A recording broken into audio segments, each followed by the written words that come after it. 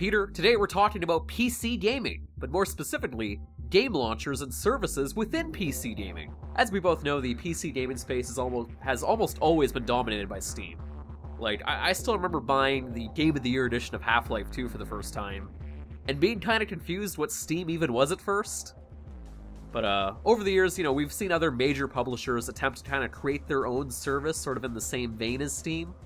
From, Origin and Uplay to Battle.net and God Galaxy, but none of them really ever gave Valve a run for its money, though. Until now, with Epic Games and the Epic Games Store. My first introduction to Steam was years and years ago when it actually originally launched, and they had Counter-Strike 1.6. And Valve wanted people on this service, regardless of what their plans were for it, so they put an exclusive version of the most popular game in the world on there. And at the time, I was just like, what is this crap? I don't care. And Steam wasn't really very good, but the big push that got pretty much everyone involved was Half-Life 2. Yeah, and I remember being excited, like, specifically for the Game of the Year version because it included a Half-Life Source, which I thought was going to be fantastic at the time, but turned out to just be like a more buggier Half-Life. I actually had that version from the Collector's Edition, and it's alright. I mean, it's Half-Life with physics for some reason. The water's pretty. The water looks awesome, but whatever. That's not what we're talking about. With the Epic Games Store, the big move, like the big key differences, they're offering a better cut to developers, which is good. Free games, yeah, that's a great thing, and like free games is like a huge incentive to even open up that thing. I don't remember the last time I even opened up Origin for a free game. I think I got Peggle at some point. I think I redeemed Plants vs. Zombies in like 2015, but EA was really spotty with that. Like, they did it whenever. And I think like the key difference with the Epic Games Store is they're offering like genuinely good games, stuff like Super Meat Boy, Subnautica. I mean, like, Subnautica alone made me install the thing. But the big, most notable thing, even more so than free games, is exclusivity.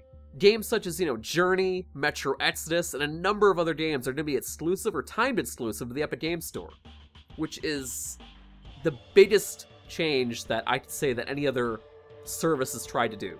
And they're really taking the fight to Valve with this. I thought it was a pretty big deal when Ubisoft announced the Division 2 would be moving over to Epic. I don't know how big the Division really is, and I didn't care for the first one, but that's a pretty bold move. And I know Ubisoft has their own launcher, but yeah, it'll still probably launch within the Epic Games Store. So yeah, on Steam specifically, they've always had you install Uplay anyway. It's just you downloaded updates through Steam and whatnot. So it just seemed odd to me that they wouldn't want it on Epic and Steam. But then they were just like, no, we're just gonna go with Epic. So things like that could be a big shakeup for the digital games market on PC. If the Epic Games Store is successful, and hypothetically, just imagine, say, a huge, massive publisher like Take-Two Interactive, for example, decided, you know what, I think we could pull that off. We've already dabbled in it with the Social Club with Rockstar Games. What if we just make our own storefront? Because Take-Two Interactive, they own both Rockstar Games and Take-Two, or sorry, 2K. And there's so many sports titles alone that they could just rip off the Steam store and make it so you can't no longer purchase those. So people that already own them, they didn't just start up the game, but it would automatically start up their dumb little launcher instead. And they could potentially try and do their own exclusivity thing with their own store. I didn't even think of the sports games. That's a big... Wow. Just the concept of like them making their own launcher for sports games under the 2K branding, thrown in with like, oh, I don't know, here's the Red Dead Redemption 2 PC port, exclusive to our service. That alone would be such a massive shakeup. It's a big problem that's going on with the VR headsets. You have the HTC Vive and the Oculus Rift, but some games are exclusive to one headset, and then they're also exclusive to a store. So now not only do you need to have a specific piece of hardware, but you also can only go from one website or launcher to play this game. And, that doesn't help. I know we're only talking about a few games here, but that list is going to keep growing, and over time, it's going to be, well, I have to keep this installed, and I have to have this installed, and now I need 2 different logins, and I got to worry about updates and patches, and it just becomes a big fragmented mess where you're like, well, I want to buy this game on PC, but I also need to make sure I have this right account. How many developers and publishers are going to go, well, our games are pretty popular, why don't we just do it ourselves? Yeah, that's what I mean with Take-Two Interactive. Like, Take-Two Interactive have enough fuck you money to bring a fight to Valve, I think. So, man, that'd be worrisome. But ultimately, despite our fear-mongering here on Impulse, I don't think it's going to happen. I think in the long run what will happen is, I think Valve know the importance of the space they occupy within PC gaming, and I think they will fight tooth and nail to protect that. Yeah. I think we're probably going to start seeing them aggressively bring the fight back to Epic Games Store. It wouldn't shock me if they start pulling the exclusivity card, especially in the realm of VR. Like, if that Knuckle support stuff comes out for Vive and whatnot, and games have to start developing their controls around those Knuckle controls, they are going to be exclusive to Vive. I guarantee it. Yeah, absolutely. Valve won't have it any other way. What I would like is ultimately this forces Valve to start developing games again. That would be one nice bonus. One big pushback against the Epic Games Store would be to be like, hey, look, Half-Life 3. It's finally happening. Even, like, cleaning up the storefront in general would be just wonderful. Oh, yeah. Because it's a mess. Speaking of that, that's the one part where I don't think Epic has anything in line.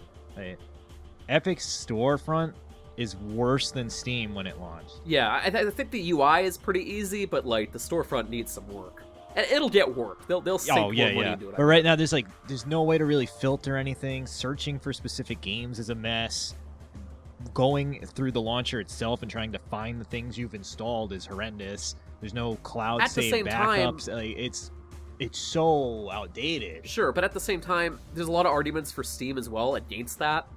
Like, for example, Wargroove came out yesterday, and within the first day that game came out, if you were to go under Games, New Games, it's already on page 2. The game just came out, and it's already on the second page. Yeah, that's... Like, that floodgate needs to close. They need to bring in some heavy moderation and bring back Greenlight, man. Just make people vote if they even want to see half of this garbage on the frickin' store to begin with. Or hire some people to actually go through the games, but that's not going to happen. But yeah, like, long term, ultimately, I think it's going to boil down to that. I think people are creatures of habit. Like, even right now as we're recording this, the only service I have going right now on my taskbar is Steam. Because all my friends are on Steam. There's been so many communities that have been built up on Steam. There's the modding scene on Steam in general. And I think, like, a lot of people aren't going to necessarily, like, just jump to the Epic Games Store overnight and be like, yeah, this is my new primary launcher. This is what I'm keeping in my taskbar. I think people will install these services, sure. But I don't think many people will, like, actively go out of their way to, like, keep this going 24/7 and add friends to it and talk on there and form little communities, like what we see on Steam, essentially. Steam is the primary one for me as well, and I've obviously used Uplay because I have some Ubisoft games. Origin, I mean, I don't really go for EA, and from the times that I have used it, I'm not a big fan, but... I don't think I started up Origin once in all of 2018. I haven't started up Origin in years. But regardless of that, you know, I don't want 17 different clients. I mean, I know people are going like, oh, it's just double clicking on an icon, but there's a simple fact that how many things am I going to need to just play games, you know? But even with all this, like, I don't necessarily mind that Epic has its own friggin' service. Like, whatever, I guess that's a reality I'm going to have to get used to. The one thing I do mind is them essentially poaching games from Steam. Because the whole thing that spurred this discussion in the first place was Metro Exodus leaving Steam. And... yeah, despite the fact people already... yeah, that's the thing. It would have been fine last year, although Epic didn't have this service last year. But, you know, it would have been fine last year when the game was announced. Well, it was announced 2 years ago. Basically, it would have been fine. Yeah, it would have been fine years ago when Metro was announced and if Epic had their storefront out in the public then.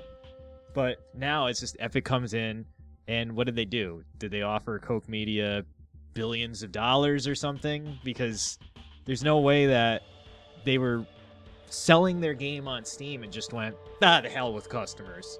Yeah, I think a lot of that boils down to the take as well. I think Valve has like a 30% take, whereas the Epic Games Store has like a 10% take. 12. Yeah, 12. And they probably weighed that, plus, I guess, whatever money they got from Epic, and just said screw it.